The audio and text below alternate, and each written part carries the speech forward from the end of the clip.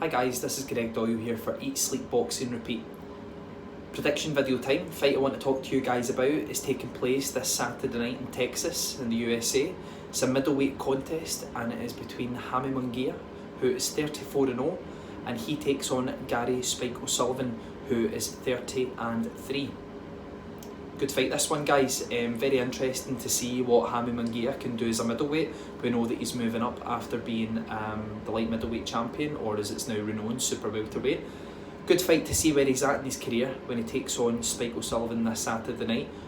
What makes the fight a lot more interesting to me is we've seen Jaime struggling with Dennis Hogan, one of his last fights there before he fought Patrick Alotti, and that was a real nip and tuck fight. Could have went either way, that one. I know that a few people thought Dennis Hogan won that fight. Thought it was very, very close, but it's probably a good learning fight for Jaime. Sullivan, sometimes when I look at Spike's career, I think he's been a little bit hard done by. Now, if we look at the David Lemieux stoppage where he knocked Spike out in the first round, that was two guys that were massive punchers, and I would say that Spike just got cold. I don't think that there were severe levels in class there. I think it was just one of those things where he got hit square in the jaw. It was very early in the fight, and sometimes if you get caught cold, that's enough to end the fight. Sometimes you need to have a few rounds of getting hit, get used to the shots, and then you can take power a little bit better. Don't get me wrong, I don't think many people can take the kind of power that David Lemieux possesses, especially if he lands flush on you. Quite a lot of the time, but I do believe that it did count in David's favour that it caught Spike early, because I was really looking forward to that fight. I remember staying up quite late to watch that as part of an undercard, and I thought that was going to be fight of the night. It certainly ended up being knockout of the night for sure, but looking ahead to the fight on Saturday, I think it's a great opportunity for Spike. I think Munguia is very, very beatable. He is a good prospect, good fighter, but if he hasn't learned from the Dennis Hogan fight, who is a fellow Irishman of Spike, then it could be in a spot of bother, because Spike has got very, very high levels of determination.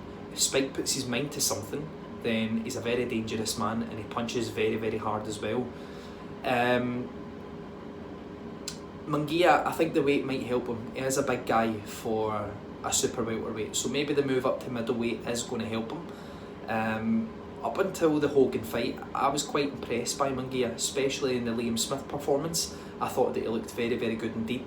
But everyone has off nights. Was it an off night against Dennis Hogan, or is that a kind of style that can trouble Munguia? We will soon find out. If I'm Sullivan, I want to see if I can hurt Munguia early and then apply pressure and take the fight into the second half. If I'm Munguia, I want to box Sullivan. Could probably hurt Spike, but it's not worth taking that risk, guys, because Spike punches very hard. So if I'm coaching Munguia, I'm saying box, keep out a distance for the first few rounds. Then Spike is getting on a little bit. I think he's early 30s now, Spike, approaching mid 30s. Put the pressure on the second half of the fight and see what Spike's got left. It's a really intriguing fight, guys. I'm actually really looking forward to watching it, but I'm here to give you guys a prediction, which is what I'm going to do just now. And my prediction for Saturday night's fight between Jaime Munguia and Sullivan is for Jaime Munguia to stop Sullivan in the second half of the fight, or it could be dragged out to a wide points decision. I just think that Munguia is on the up, and I just think at this point in Spike's career, he's got good nights left in him, but I don't know if they're against guys at the level like Munguia is.